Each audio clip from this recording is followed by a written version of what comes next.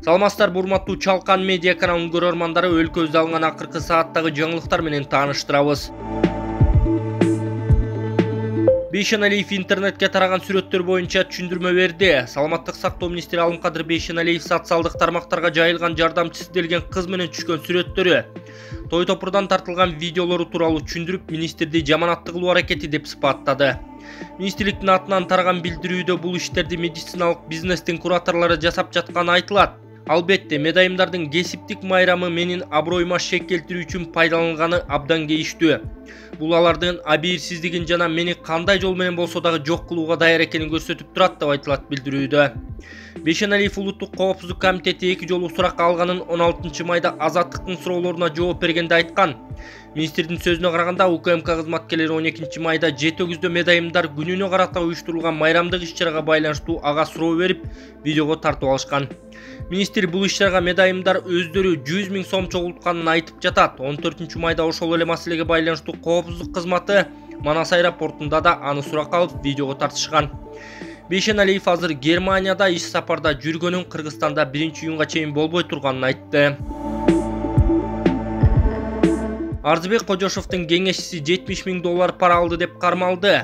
Министрлер кабинетинин төрагасынын 1-орун басары Арзыбек Кожошовдун кеңешчиси $70 000 пара алууга шектелип кармалды. Бул туурасында УКМКнын маалымат кызматы кабарлады. Билдирүүгө ылайык аталган кеңешчи 2016 жылы ветеринардык жана фитосанитардык коопсуздук боюнча мамлекеттик инспекциянын башкармалыгынын жетекчиси кезинде коррупциялык ишке барган. Министрдин жардамчысы башкармалыкты жетектеп турганда, чет элдик жарандан эшектерди Кыргызстандан Кытайга алып чыгууга уруксат берүү маселесин чечип берерин убада кылып $70 000 пара алган. Ошол эле учурда ишкерге уруксат документтерин көрсөтүшкөн эмес жана акчасын кайтарып бербей койгон деп айтылат маалыматта. Бул факт кылмыш жаза кодексинин 342-беренеси пара алуу боюнча кылмыштардын бирдиктүү реестрине катталган. Үстүбүздөгү жылдын 14 майында ал акчанын бир бөлүгүн ишкерге кайтарып берүү учурунда УКМК тарабынан колго түшүрүлгөн. Саламатсыздарбы? Менин атым Саадат Молдалиева. Мен Энвор компаниясынын супервайзер статусундагы дистрибьюторумун. Бул компанияга эмне себептен сиздерди айтып чакыргым келет. Бул компаниянын продукциясы бирөө кара зиренин майы, бирөө зайтундун майы менен жасалган продукция. Экөө тең Куранда, хадисте жазылган. Кара зире бир өлүмдөн башканын баарына шифа. Зайтундун майы бул дагы хадисте жазылган продукт. Биз баягы Орто Азияда жашаган себептен, мусулман болгон себептен экөө тең бул бизге жакын продукция. Ошондуктан баардыгыңыздарды ушул Энвор компанияга чакырам. Бул компанияда продукциядан результаттарыбыз аябай көп. Только продукциядан эмес, акча табуу жагынан дагы. Акча табуу жагынан мен сиздерге бул нерсени айткым келет. Адам бай болуудан, миллионер болуудан биз уялбашыбыз керек экенбиз. Эмнеге дегенде, Алланын бизге берген 5 өкүмү бар. Бирөөсү эң биринчи өкүмү бул намаз окуу, орозо кармагыла, зекет бергиле, ажылыкка баргыла, андан сырткары шахадат келмесин айтып жүрүү. Ушул 5 өкүмдүн экөөсү бизди байлыкка чакырат экен. Ажылыкка баргыла, зекет бергиле деген. Ошол себептен биз бай болгондон дагы уялбашыбыз керек экенбиз. Именно эң жакшы акча, миллион акча табуу, бай болуу бүгүнкү күндө Энвор компания менен кыялдар орундалат. Сонун.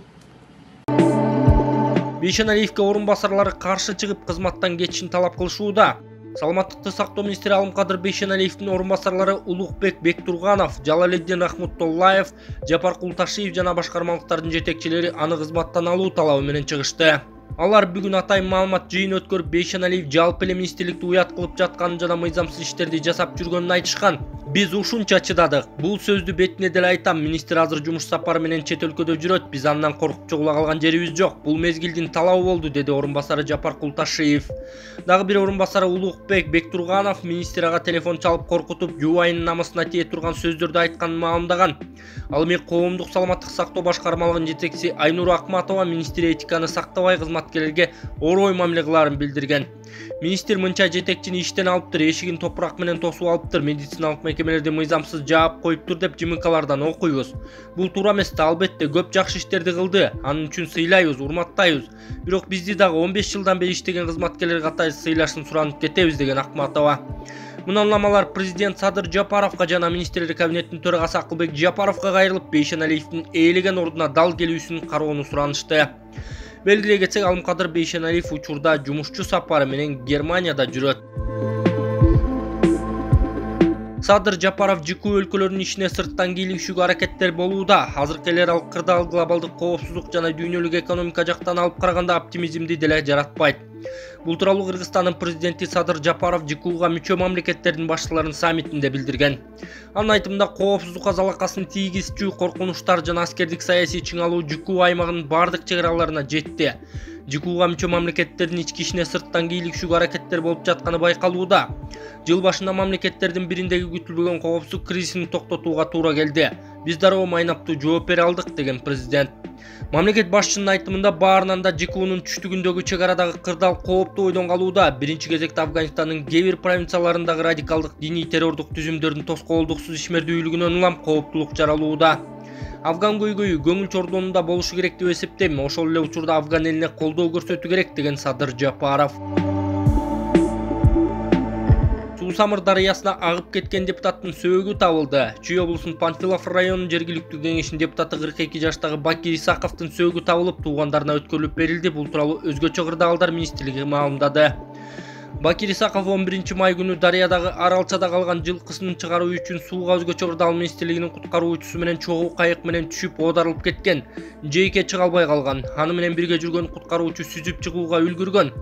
Издөө иштерине Өзгөчө кырдаалдар министрлигинин 20 куткаруучусу жана суучулдар кызматынын 5 суучулу тартылган. Алар топ-топко бөлүнүп Суу-Самыр дарыясында жана жээктеринде издөө иштерин 11 майдан бери жүргүзгөн. Соңку күндөр жаан-чачындуу аба ырайына байланыштуу дарыялардын деңгээли көтөрүлүп, нугуна чыккан учурлар катталууда. Динара Ашимова: мыйзамдарды шашылыш тез кабыл алуу жаман практика болууда.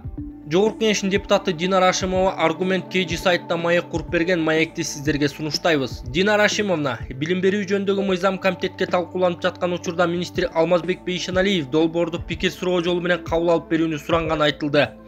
Кандай дейсиз, мыйзам долбоору ошондой жол менен кабыл алынганы туура болобу?